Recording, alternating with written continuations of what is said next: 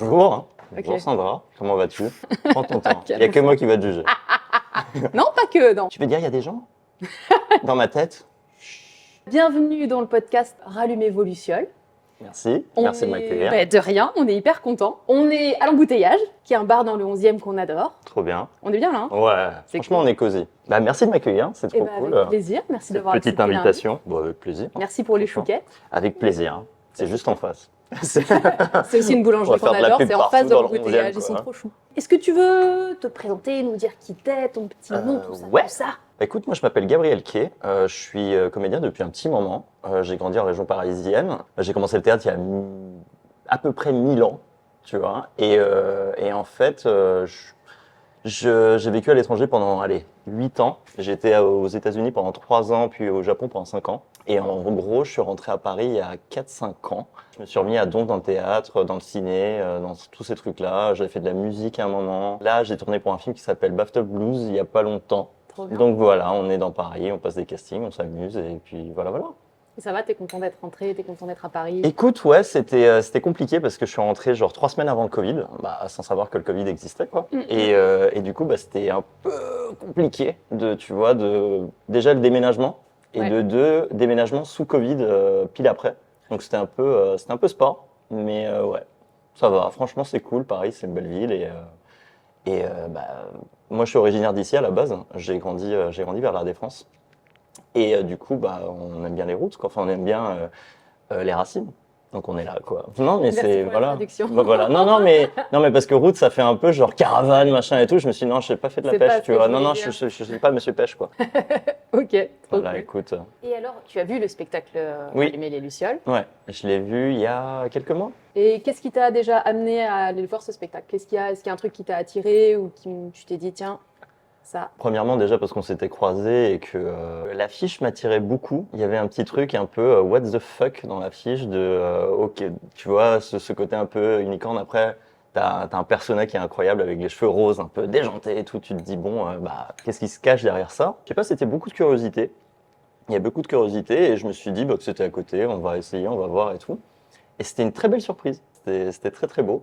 Et il y a un truc dans le spectacle qui t'a marqué, que t'as gardé avec toi, qui est resté un petit peu? Complètement, dans le sens où moi j'y étais allé mais sans attente, tu vois. Bon, je vais dire la vérité, moi j'y étais allé en mode pure curiosité, on sait pas ce qui se passe, on sait que c'est un seul en scène avec toi et on se connaissait pas à l'époque, on se connaissait pas vraiment à l'époque, donc c'était vraiment voilà, enfin il faut aller au théâtre, et essayer plein de trucs, même si on n'est pas sûr, il faut y aller. Et il y a un truc qui est extrêmement beau en fait dans ta pièce. Tu abordes des sujets qui sont lourds du poids de l'existence en fait, vraiment des trucs vachement durs et moches que des gens peuvent vivre. Et pas juste des gens, mais tout le monde, toi, moi, comme qui que ce soit. Et tu le prends avec une légèreté tellement belle, avec une finesse en fait de la vue pure d'une gamine je crois que tu as 6 ans au début de la pièce, t'as quoi? Au début, j'ai 9. Ouais. T'as 9, voilà. Et en fait, avec cette vue vachement, pas anodine, mais tu vois, genre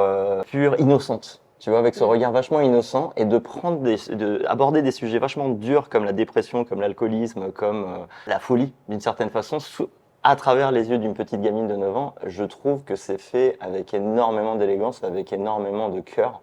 Et ça, tu vois, genre moi, je garde que ça en fait. Je garde énormément ça. Et c'est très beau. C'est très très beau, c'est très féerique. On sent les lucioles à la fin du film, j'allais dire du film, à la fin du spectacle. Et ouais, moi je garde ça. Tu vois, je garde ça. Merci. Bah, merci à toi. Et par exemple, justement, tu t'évoquais la folie, les questions de santé mentale, c'est un truc qui te touche, qui te parle, c'est Alors, un truc qui te sent concerné ou... Alors, est-ce que moi je suis fou, t'es en train de demander? Non, en gros, oui, on est 14. On est comme ça dans la tête.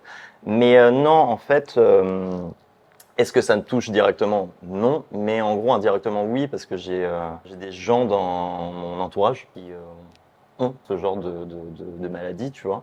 Et je pense que c'est une cause qu'on n'en parle pas assez. Généralement, c'est quand ça va mal qu'on oublie un peu les autres et que les autres sont oubliés. Et en fait, c'est là où tu vois vraiment tes vrais potes. Et en fait, quand c'est quelqu'un de ta famille, tu le vois. Et quand tu es dans un truc où ça arrive, que c'est, pour l'exemple, quelqu'un de ta famille, et c'est 1000 fois plus dur. Et qu'on en parle, je pense que c'est vachement important. Donc oui, ça me touche indirectement d'une certaine façon, quoi. Et c'est généralement la personne qui est malade, qui est touchée à 2000%, mais t'as quand même un bon 80% avec les gens au premier degré, tu vois, dans l'entourage de la personne, tu vois, quand c'est un malade, que ça soit du cancer, que ça soit de l'Alzheimer, que ça soit de la folie, que ça soit même de l'alcoolisme, enfin, tu vois, des maladies un peu dures, comme ça, qui sont sur je vais pas dire chronique parce que ça n'a aucun sens, mais C'est vrai que c'est je sais quelque pas chose. si c'était clair. C'est Mais bon. hyper clair. C'est hyper clair. Je suis d'accord. Je trouve qu'il y a un truc que c'est pas vraiment intégré. C'est quelque chose qui est un peu.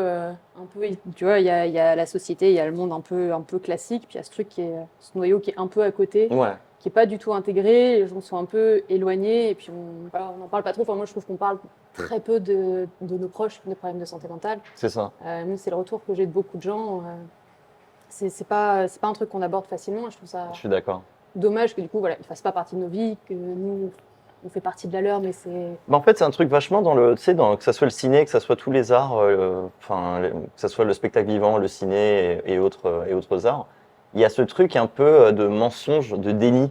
En fait, c'est tellement un déni que c'est un dénivelé, tu vois, le truc. C'est tout va bien, tout est rose. C'est pas pour dire ta coupe, hein. Mais tout est rose, tout va bien. Non, non, ça va, en fait, ça va. Et en fait, non, ça va pas. Et c'est ok d'en parler aussi, tu vois. Et ce truc un peu de eh ben écoute, aujourd'hui il fait gris, c'est pas grave en fait. Mais je vais accueillir ce gris pour en faire quelque chose de bien, tu vois. Mais juste d'accepter le fait que, ok, c'est pas quelque chose, tu vois, il va pas faire beau tous les jours. Et la preuve, j'ai envie de dire, pareil. Mais t'as ce côté un peu on va mettre ça de côté parce qu'en fait, il faut mettre toute notre attention sur ce qui va vraiment. Et en fait, même si ça va pas, en fait, c'est bien d'en parler parce que sinon la solution, en fait, rien ne s'arrange. En fait, moi, c'est ce que je vois beaucoup, en tout cas dans le ciné, c'est beaucoup de comédies romantiques, des trucs vachement pompon cucu, tu sais, allez, il faut faire rire, faut penser qu'à ça et tout. Et en fait, non, on pose pas les vraies questions, on n'affronte pas les vrais problèmes, Faut que tu ce soit vois. feel good à tout prix. Et il faut que ça soit, voilà, feel good ouais. à tout pied, good vibes only et tout. Et en fait, bah non, c'est ok en fait. C'est ok si j'ai pas envie de sortir du lit aujourd'hui. Enfin oui, il faut que j'aille travailler, machin et tout. Mais c'est ok que j'ai ce sentiment-là. Et en fait, comment est-ce que je l'aborde? Comment est-ce que je l'accepte? Et aussi, comment est-ce que j'en fais quelque chose, tu vois? Je trouve la pièce, maintenant que tu en reparles, très courageuse.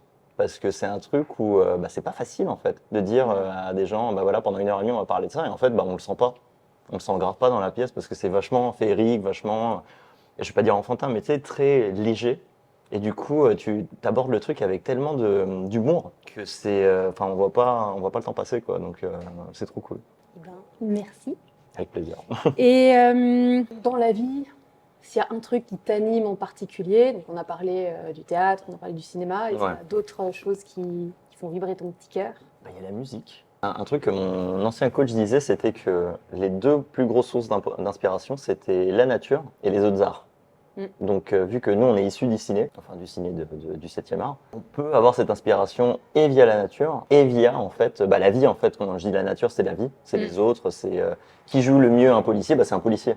Donc, c'est d'aller regarder, mais c'est vrai, en fait. Ouais, carrément. Qui joue le mieux un policier, qui joue le mieux un pompier, qui joue le mieux je sais pas, une infirmière. Donc, c'est de les observer, c'est de voir la vie, c'est de voir ces trucs-là et tout. Et les autres arts. Et en fait, moi, j'avais commencé avec de la musique avant de me lancer dans le ciné, avant de me lancer dans l'acting. Et je faisais beaucoup de compos. Je faisais de la guitare avant. Je me suis mis au piano il y a pas longtemps pour te dire. Les arts, en fait, c'est quelque chose qui a été créé par des humains pour des humains. Et je pense que c'est vachement important, en fait, de se mettre en raccord avec ça. Moi, je vois beaucoup de personnes qui me disent, ah, mais non, mais moi, j'aurais jamais le courage de me lancer dans ça, mais j'aimerais trop. Mais en fait, ça demande rien. Ça demande juste, tu vois, 5 minutes d'effort de dire, ok, genre même dans ta chambre, tu t'enfermes, tu te dis, ok, vas-y, je vais quand même essayer de créer un truc, même un dessin, n'importe quoi. T'es pas obligé de performer. Voilà. Mais en fait, il y a tellement cette vision de la performance, en fait, que t'en oublies, en fait, mais qu'est-ce que je suis en train de faire derrière? Non, il faut des likes, il faut des trucs. Non, en fait, non, mais on s'en fout. Ou est-ce que toi, t'arrives à te voir dans le miroir, artistiquement parlant? Que ça soit dans le dessin, que ça soit dans la musique, que ça soit dans l'acting ou n'importe quel art, t'as ce truc un peu on éteint ce besoin créatif dans chacun en ayant des 9 to 5 et en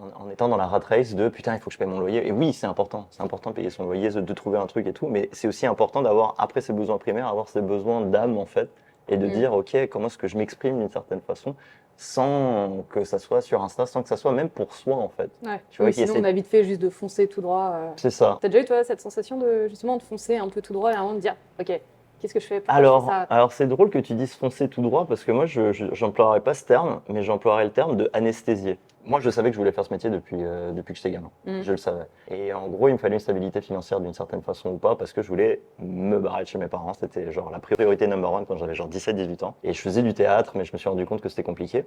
J'ai fait des études à côté qui n'avaient rien d'artistique. De la science, du design, des trucs vachement corporate. On aime bien. Ok, t'as le diplôme. Ok, bon, bah, t'as une stabilité, t'as un cadre, voilà. Et en fait, j'ai fait ce métier pendant 4-5 ans. Et c'est ce qui m'a permis de voyager au début, tu vois. Ouais. J'avais eu un taf à New York. T'as vraiment ce truc de autopilot. Et tu ne ressens plus. En fait, tu commences à vivre à la fin de ta journée de taf. Ouais. Et t'es déjà assez fatigué parce que t'as utilisé toute ton énergie cognitive, tout ce que t'as à l'intérieur, tu l'as utilisé pour quelque chose qui n'est pas important pour toi. Donc, moi, je dirais pas foncer dans le mur où t'es vraiment en mode bam, bam, bam, bam, bam, mais vraiment dans un truc où t'es une bulle dans le cerveau, en fait. Mais pas dans le bon sens du terme. C'est vraiment, c'est un P mental et en fait, tu es juste en autopilot et en fait, il y a un moment, tu te poses des questions, c'est mais qu'est-ce que j'ai vraiment envie de faire? Et moi, j'ai eu ce moment un peu de catharsis où je m'étais retrouvé, bon, on parle un peu perso, mais je m'étais retrouvé pour la première fois de ma vie au chômage et en fait, moi, je savais pas qu'au chômage, je touchais des allocs, le gros con que je suis. Moi, je pensais juste que c'était un état. Non, mais je te jure, tu vois. Parce qu'aux États-Unis, en fait, t'es au chômage, ça veut dire t'as pas de taf. C'est égal, unemployed, c'est t'as pas de taf, va en chercher un, en fait. Ouais. Et les premiers boulots que j'avais eu, c'était aux États-Unis. Il y a eu un truc où, au bout de 6 mois, la boîte s'est rendu compte qu'en fait, ils voulaient pas des gens en France, mais qu'aux États-Unis. Du coup, il y a eu un licenciement économique et du coup, je me retrouve au chômage. Je fais bon, bah, je cherche un autre taf. Et t'as ma directrice commerciale qui vient me voir, elle me fait mais Gabriel, mais c'est génial, non, mais c'est génial, tu vas toucher le chômage. Et je fais mais c'est quoi? Et en fait, c'est vraiment, et c'est là où je dis mais merci la France, c'est que t'as vraiment ce moment où tu peux souffler. Ouais. Et on nous laisse pas souffler en fait. C'est genre t'es tout le temps dans un tunnel de maternelle, primaire, lycée, école. Il faut un taf, il faut un truc, il faut que tu serves à la société. En fait, le moment où tu commences à respirer, à dire attends, mais qu'est-ce que j'ai vraiment envie de faire? Et que t'as juste au moins 2 mois de battement juste pour respirer et dire ok, je peux payer ma rente et avoir genre chill pendant un petit moment et te dire ok, qu'est-ce qui est vraiment important? Et ça a marché en fait et c'est là où j'ai redéménagé à l'étranger quoi. Ouais, ok, Tu parce vois. que tu as eu un moment où tu as pu souffler. C'est ça. Est-ce qu'à des moments, tu te sens décalé ou. J'ai envie de dire, on fait partie des bizarres. Parce que, Ouais. parce qu'on se réveille pas à 8 heures du mat pour aller dans un bureau et faire coucou à Catherine et à Gérard, qui sont à la compta, etc., etc. Après, cette vie, bon, je la respecte parce que je l'ai vécue pendant 4-6 ans. Moi, je me rappelle, pendant 4 mois, je me réveillais, le premier mot que je disais, c'est « Ah putain, la flemme ». T'imagines te réveiller? dur. C'est dur, Ouais, hein. c'est C'est dur. dur. Et aujourd'hui, c'est tellement à des années-lumière. Ouais. Ce truc, en fait, cette situation, c'est tellement à des années-lumière de moi que je me dis, mais, enfin, ouais, ok, je suis ok d'être décalé par rapport à ça. Et en fait, t'es décalé, mais si t'arrives à faire le lien avec ces gens-là et d'avoir un bridging où tu peux discuter, parce que ce monde, je le connais. Ouais. Je le connais par cœur, je l'ai fait pendant un moment. Mais je sais aussi que c'est un monde dans lequel j'ai plus envie de rentrer vraiment, quoi. Ouais. Donc voilà. Dans le spectacle, on évoque un petit peu aussi la magie. Oui. Et toi, comment tu la trouves dans la vie, la magie? C'est une belle question. En fait, tu la trouves pas. La magie, pour moi, c'est quelque chose qui arrive que quand tu regardes en arrière. Tu vois ce que je veux dire? C'est une fois que c'est arrivé, tu dis ah putain, c'était vraiment magique comme moment. Ok. Tu vois le délire ou pas? Enfin, c'est pas un truc de aujourd'hui je vais me réveiller, je vais voir la magie, tu vois. Mais en fait, c'est pour moi, tu vois, ce genre de raisonnement de je me réveille le matin pour chercher la magie. Enfin, tu vois, genre, je vais trouver la magie aujourd'hui. Tu peux être dans un truc de ok, j'aimerais bien aller au ciné, m'évader un peu, essayer de trouver un truc cool, tu vois. Et arriver au ciné, c'est un film de merde. Et t'as rien trouvé. La magie arrive quand t'attends rien. Et pour moi, le pire moyen de ne pas trouver de la magie, c'est d'essayer de la chercher, tu vois. C'est comme essayer de chercher un partenaire et t'es dans un bar et t'es comme ça. Bah non, rien ne va se passer. Mais en fait, c'est après coup, après 2-3 rencarts que tu dis en fait cette personne elle est vachement cool. Ouais. Mais Tu il vois, faut pas arriver avec des il attentes faut de pas ouf, arriver avec des attentes de ouf en fait. Et la magie arrive tu t'en rends compte que après en fait. Ok. Je pense que c'est comme ça que je vois le truc. Je sais pas, je saurais pas te l'expliquer mieux. Et toi, tu as l'impression d'en apporter un peu de la magie au monde? Et j'espère. Enfin, j'espère. Sinon, prenez-moi. Enfin, j'ai plus rien à faire, quoi. Mais ouais, en fait, ça peut être ça peut être des petites actions dans ton entourage, comme sur un spectacle, par exemple. Tu vois, avec ton spectacle, tu essayes de dire quelque chose. Et je pense que ça demande énormément de courage, parce qu'en fait, c'est de garder le même récit, le même speech, le même tournement. On est noyé dans le doute dans notre métier. Tout le temps dans le doute de je ne sais pas quoi faire. Est-ce que c'est une bonne raison? Tu vois, rien que pour une bande démo, tu vois, genre, oh putain, est-ce que elle est bonne? Est-ce que ça, avec ce X, avec ce je sais pas. Et arriver à un point, en fait, où tu dis, ok, non. je suis persuadé de ça, je suis persuadé de ça, je suis persuadé de ça. C'est sur des projets que tu essaies d'écrire, sur des projets que dans lesquels tu essaies de jouer, juste être là pour les autres. Tu m'as pris un peu au dépourvu, ça me fait beaucoup réfléchir. Chouette. Ouais. Ok, est-ce que tu as une petite bizarrerie pour laquelle tu as un petit peu de tendresse? Genre, tu te dis, ça chez moi, c'est un peu chelou, mais en vrai, j'aime bien. Très drôle comme question. Est-ce que t'en as une, toi? C'est bon, je l'ai. Moi, j'ai la mienne, mais vas-y, dis-moi avant. Ok, alors moi, par exemple, j'en ai une. Ok, Je vous en dirai une bateau. Ok. Je vous en dirai peut-être des plus personnelles au fur et à mesure. Mais j'aime bien regarder Love is Blind de toutes les saisons, de tous les pays. ok. Pourquoi pas? Mais en vrai, j'aime bien. Pourquoi pas? J'en ai une. C'est que c'est le genre de truc un peu soit psycho, soit génie. Je pense que je suis ni l'un ni l'autre. Enfin, peut-être plus psycho, mais j'espère pas. Enfin, c'est parler tout seul. Je parle tout seul dans mon appartement et ça m'englobe dans un truc. Et en fait, je me rends compte, pas sur le moment, mais je me rends compte quand je fais par exemple des self-tapes, quand je dois me caster Ouais. et que par exemple je dis de la merde et je me mets à parler tout seul en mode mais putain, mais attends, mais pourquoi je raconte ça? Ou je commence à, tu vois, genre bah oui, bah voyons, tu vois, et je commence à partir dans un délire tout seul où ça ressemble plus à un sketch qu'autre chose. Et en c'est fait, filmé, en et plus, c'est donc il y a filmé des parce que traces, du coup, j'ai des voilà. traces de ces trucs-là. Et il y a des moments où je pars en couille totale, tu vois, je pars vraiment en cacahuète comme pas possible et je commence à rentrer dans des personnages où genre, je prends un accent, je fais bah oui, bah voyons et tout, je sais pas. Et en fait, le truc, c'est que c'est totalement bête. Mais c'est bête, c'est bête, c'est bête, c'est bête. Comme t'as dit, je sens un peu de tendresse vis-à-vis de ça. Bon, bah c'est drôle, quoi, tu vois. Ouais, c'est hyper mignon. Donc ouais, bon, je sais pas, tu vois, Ouais, mais voilà. Et alors, dernier petit truc. Ouais. Un petit questionnaire éclair. Questionnaire. Voilà, Ouais, un vas-y. petit Les gros quiz. mots, quoi. Questionnaire, c'est pas le bon. Ouais. Quiz, c'est Un bien. petit sondage Un en petit, ligne, pas en ligne. Ouais, vas-y, vas-y. Alors, Dis-moi. plutôt aube ou crépuscule? Rien que ça, j'arrive pas. Aube. Lumière directe ou indirecte? Indirect. Feu d'artifice ou feu de cheminée? Feu d'artifice. T'as déjà vu des lucioles? Ouais. Où? Je crois que c'était en campagne, je saurais pas te dire où. C'était en France? C'était en France, ouais. C'était magique? C'était en France. C'est faux. C'était pas en France, c'était au Mexique. C'était au Mexique en pleine Rien à voir. campagne, rien Ok. à voir, rien à voir. Et c'était magnifique, ouais. Ouais. C'était magnifique. Parce que c'est inattendu, en fait. Ouais. Tu vois, tu as ce truc de, ok, tu conçois, Mm. qu'est-ce que c'est qu'une luciole, jusqu'à ce que tu la vois, il y a un truc différent. Ouais. Tu vois, il y a un truc un peu plus magique et beau et simple. Ouais. Tu t'attendais pas à ce que ça te fasse sentir Autant comme ça. de effets, ouais. Ouais. Et est-ce que des fois, les gens, ils te trouvent un petit peu allumé? Oui, ça, enfin, Tant mieux. je peux dire. La base. Je vais pas dire la base, mais et alors? Enfin, tu vois, il y a ce truc de, Bah, carrément. ok, ok. So, ouais. Non, mais c'est pas le so what, parce que tu sais, ça fait un peu, tu sais, c'est en mode, tu sais, c'est plus je suis le Zoom Office. Ok, quoi, je sais pas. Eh ben, merci beaucoup. C'était vraiment un chouette moment. Pareil, merci beaucoup. À la prochaine, je trinque avec ça, mais écoute. Merci à toi.